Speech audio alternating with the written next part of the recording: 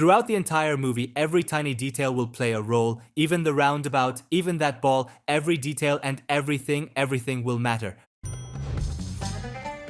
Every single frame can be picked apart for details. The billionaire guy, important for the connection to Mr. Moon, the pile of gold, a specific plot point, and the wall behind him with the nipples that will reveal the hidden car.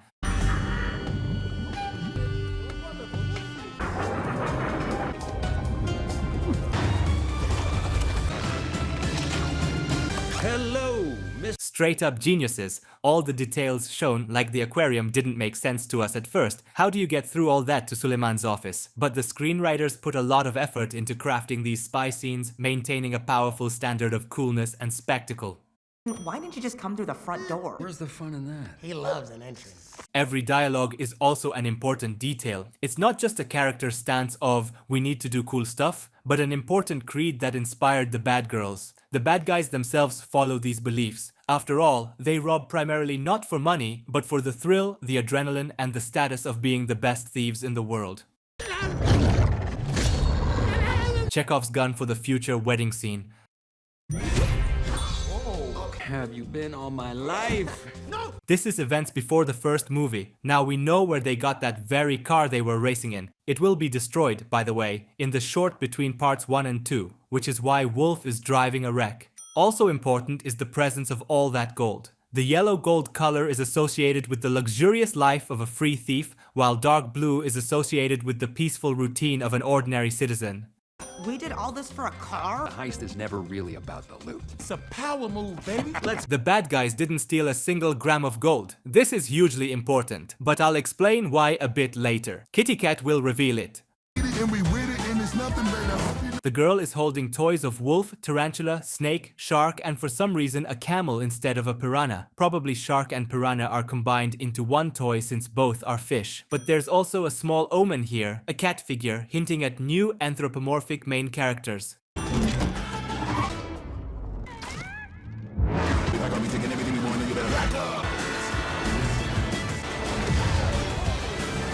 Every action scene in The Bad Guys is top-notch. These impossibly unrealistic moves astonish movie audiences. The first movie had that too, but I didn't like it solely because of the weak plot. In the second movie, the plot is much better.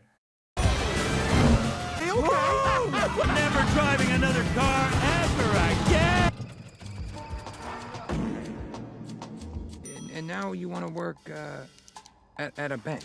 The golden pen will play an important role later. Why not? Some of my best memories are at banks. Robbed us 3 times. Aren't you a notorious criminal? Yes! The bad guys aren't hired for a specific reason, their criminal past. This is the necessary foundation for the conflict between Wolf and Kitty Cat. Easter egg, graffiti with the director's name, Pierre Perifel. 3 weeks, my next-gen Moon X rocket will blast off. Classic move. The news reports an important plot detail, the imminent launch of a rocket with a powerful electric generator, and the guys have a cat living with them, the one they saved in the first movie. This shows that they are good now. There's a battle of survival for the Easter egg referencing the short film Bilby. It was supposed to be a full-length DreamWorks movie, but it got cancelled and only an 8-minute short was made.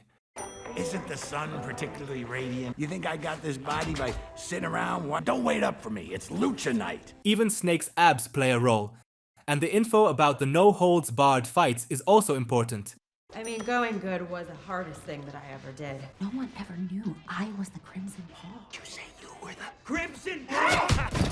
We are reminded directly and bluntly that Diane's secret past is still relevant and must be hidden. This is a necessary detail for the coolest scene of the movie. Didn't quite catch that. Okay. Why they call me the Big Ben? Have a concussion, or is the governor flirting with me? Sorry, because you're the governor, and I'm, An ex-con. Yeah. The barrier between Diane and Wolf is the governor's post. If it weren't for her job, she could date Wolf, and he, knowing this, still goes out of his way to protect Diane's reputation because it means everything to her. But in the end, they can be together thanks to a specific event, Diane's exposure. So that's the barrier that gets broken. Where's my coffee? On the mug, a reference to the famous line from the boy in The Sixth Sense. I see dead people. I see dead people. that was his gift. Here, for the chief, commissioner, it's the gift to see guilty people. Hey, Chief! It's commissioner now. What's the difference? Well, the chief is the top uniformed officer. No event in the plot should be superfluous. The promotion from chief to commissioner doesn't affect the events of parts 1 and 2 at all. She's still the same top cop. So what's the point? Wolf's attentiveness. Chief, please. It's commissioner. Constantly messing up the rank, by the end of the movie, he finally remembers that she is now commissioner. Each of the robberies occurred within a 3-minute window. The loop rate of most standard security consoles, which means whoever did... We need some kind of high-tech computer expert. Feed to a 4 gigahertz dummy console, duh. There. Why is he pushing around an empty bucket? The bad guys weren't hired anywhere because the only thing they know how to do is steal, so their potential is perfectly realized in the investigation department, and the ending will feel harmonious because of that. Wolf's motivation to help with the case is extremely simple, to clear his name after being framed, since the bad girls left their signature style, but they didn't do it to frame them, they did it to get their attention and make contact. On Snake's contact list, there's a photo of him in the pajamas he wore in the first movie. It's Snake. Happy hour. Pottery. All the same times as the bandits' robberies. This moment is great because we, the audience, are being led by the nose. Everything seems to add up, but the problem is with the bad girls, not Snake. Bro, that was our only phone! The line about the only phone is plot important. How so? I need a phone. Because without cell phones, Wolf has to step away and call from a payphone, which makes the tranquilizing of all the guys unexpected for him. I'm gonna need your side. And one of my side! Just to see me arrest the band. In 30 seconds, they set up a bunch of details, emphasis on the hot dog van, which will be needed later, the outfits for Shark and Piranha, and the apology letter, which isn't shown fully but will play an important role at the end of the movie. It could be anywhere. There he is. Throughout the movie, shots that are completely drawn in 2D will appear frequently. The era of 2.5D animation has arrived, and it's a golden era. I'm confident it will last a long time, if not forever, because people will come up with completely different drawing styles, not just like in Spider-Verse. The gimmick of the bad guys universe helps introduce new significant characters perfectly. I'm talking about the talking animals. You immediately understand that this is a character important to the plot. Is the belt of Guadalamango. Better way to steal the belt than to win it. Guys, go for the mask! Now the mask, go for the mask! The writers could have placed the gem in a museum, at a rich person's house, or anywhere else, but they chose a wrestler's championship belt. And that's for 2 reasons. The action scene, and much more importantly, the masks. Wrestlers hide their faces, which was critically important for staying stealthy in a crowd and for framing the bad guys. An ideal choice. Chief, this is not what it looks like! I trusted you! Now it's personal.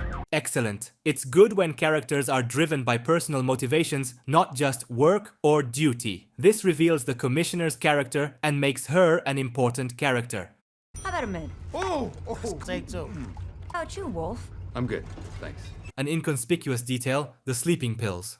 Once upon a time, there was a big wolf. Cutting to the chase. I like it. The first appearance of Kitty Cat, the main villain. The lollipop in her mouth is an important detail tied to her creed. One last job. Good now. Yeah, we don't steal stuff anymore. Yes. There's something else entirely. Diane. What'll it be?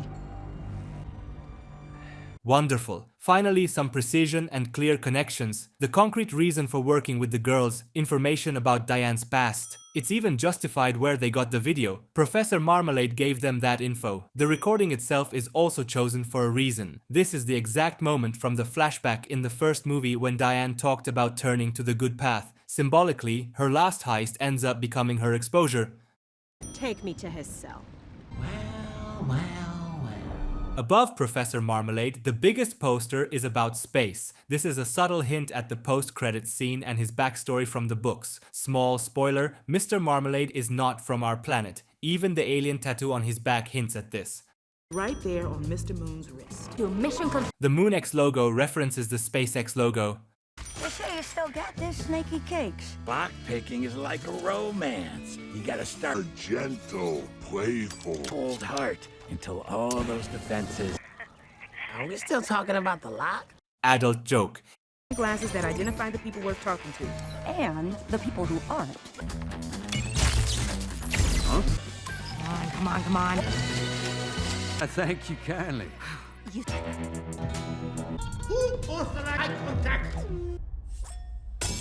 Ah, there's my Solly Wally. If everything in a movie goes according to plan, then it's a boring movie. Without that but, it would be dull. That but is Suleiman's appearance. This makes the opening scene meaningful because now it's not just backstory, but setup. Never forget a face. Four. Oops. We got a slight problem.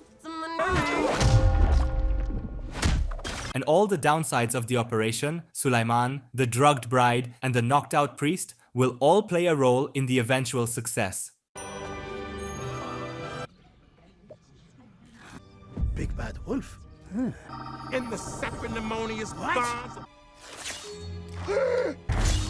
That's him! I am shit! That's a big bad wolf! Every detail hinting at wolf under the veil is rigged. The Google search hinting at wolf.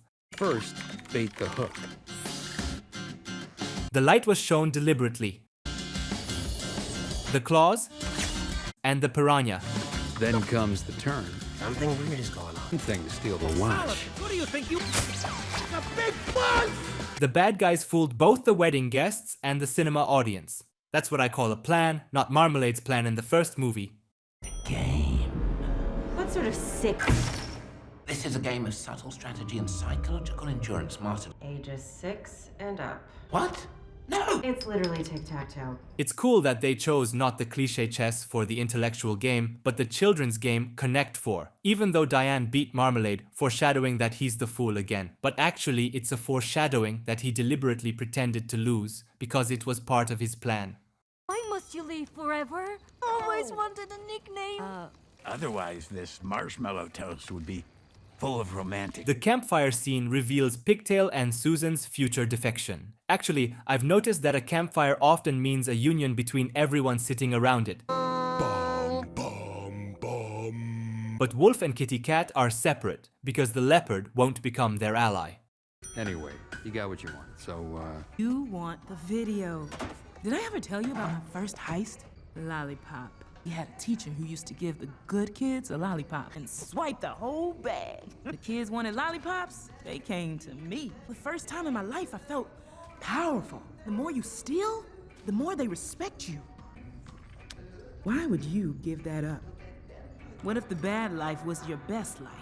My advice, and enjoy the lollipop. Excellent development of Kitty Cat. Now we understand the point of the lollipop. It's very good that the characters don't break consistency. Specifically, handing over the flash drive after the job is done. Everything is cool, except that Kitty Cat first told Wolf about her beliefs, making getting the flash drive no longer so sweet. Kitty Cat simply destroyed Wolf's inner support and changed him. The entire first movie is called into question because Wolf really was much happier as a thief than as an upstanding citizen. The point isn't the stolen gold, it's the status, power, and fear of people. That's why the bad guys didn't steal the gold from Suleiman. For them, the whole hype and adrenaline of the moment mattered. That's truly unsettling and makes Kitty Cat a great character. Did you really think it was gonna be that easy? Yo, you don't need to ruin Diane. I promised this rodent that I would. Kind of a quid pro quo type. And indeed, Kitty Cat has no motive to expose Diane, but Marmalade does. He also had the information about MacGuffinite that Kitty Cat needed, a service for a service, and everything falls into place. Are these gold? I'm gonna give you a choice. You can stop it with this.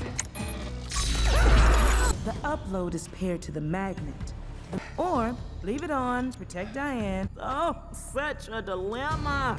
This is simply magnificent, a perfect example of good stakes in a plot. An absurdly simple situation. Either they get freed, but Diane is done for, or they stay chained, but Diane is safe. There's even a timer, the police arriving. The bad guys are holed up in a hangar 2 clicks north of the Moon X launch site. And this isn't just written on paper, it's based on important elements. MacGuffinite under voltage attracts gold, and the lore from the first movie, Diane was a criminal.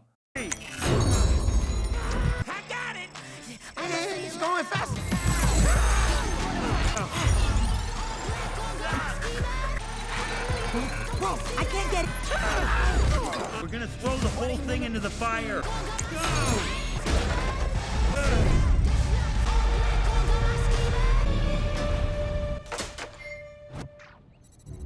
DreamWorks never messes up the soundtrack. The opening scene was to a Busta Rhymes track, just so you know. Now another banger is playing.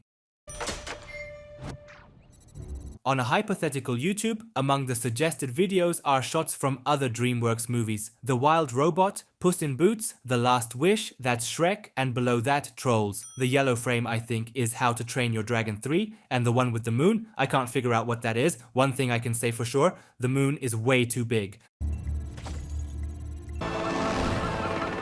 As drama loves to do, everything turns out in the worst possible way for the main characters. Diane is exposed, the guys are about to be arrested by the police, and the girls are about to steal all the gold. And how exactly will the main characters get out of this? How is it possible? That's the intrigue. Morning, ladies. I know everything. The MacGuffinite, the magnet. I'm more of an action girl. As I said in my breakdown of Rise of the Guardians, it's good when the plot has a clear hierarchy of power. Who is physically stronger than whom? Now the scene from the first act feels complete, where Diane reminded viewers both of her criminal past and her martial arts skills. Every action was shown for a reason. Feisty. Might want to check your phone.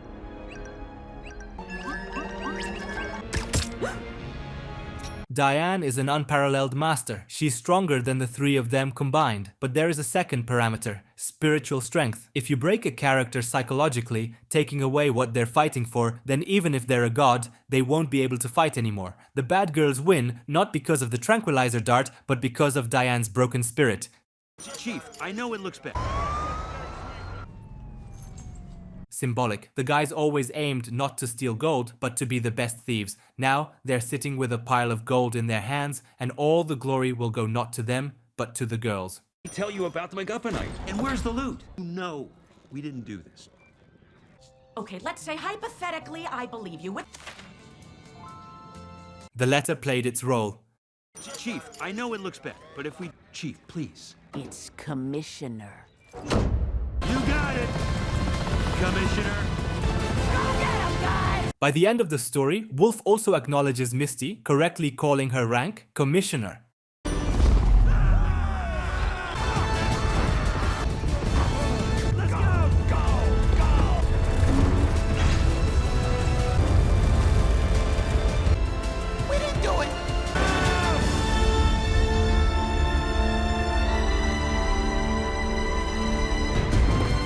In the sin section, I'll say something else, but this is a wholly awesome scene. This is the whole joy of animation, absolute animation, wild suspense and coolness, better than when they flew into space in Fast and Furious. Vinyasa, baby! Snake's pumped up abs played a role. Whoa! Thank you. What's going on? Why am I fighting? It's great that Marmalade had a gold limousine ever since the first movie. It all adds up. That wasn't respect, that was fear. Oh. Trust me, there's a difference. Respect is earned. Here we have the clash of two beliefs and the main moral of the story. Kitty Cat almost broke Wolf, but the experience from the first movie still bore fruit.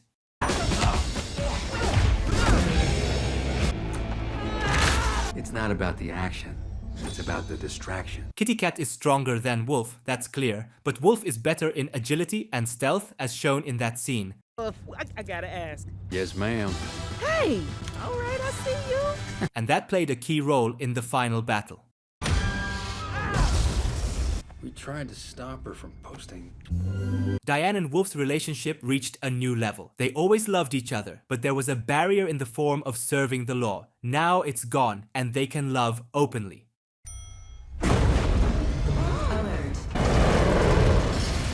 I think this is it, Wolfie. Sure, it looks, yeah, it's bad. But if there's one thing that I know about this crew, it's we have something that's stronger than hope. We're gonna land this thing. Or we're gonna die trying. Did it for us.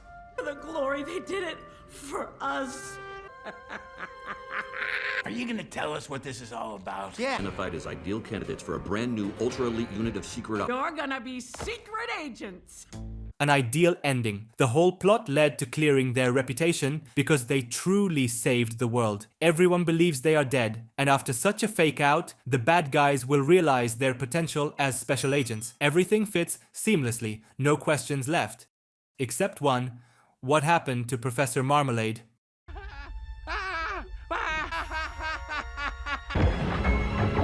Time to go home. And there it is, the post-credits scene with a strong hint at the third part. Let me remind you that The Bad Guys is based on the books of the same name. Marmalade doesn't just have a space limousine for no reason. He originally wasn't from this planet. I don't know any more details, but we'll wait for the third part.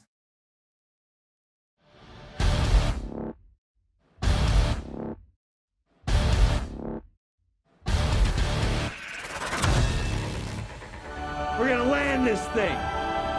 Or we're gonna die trying!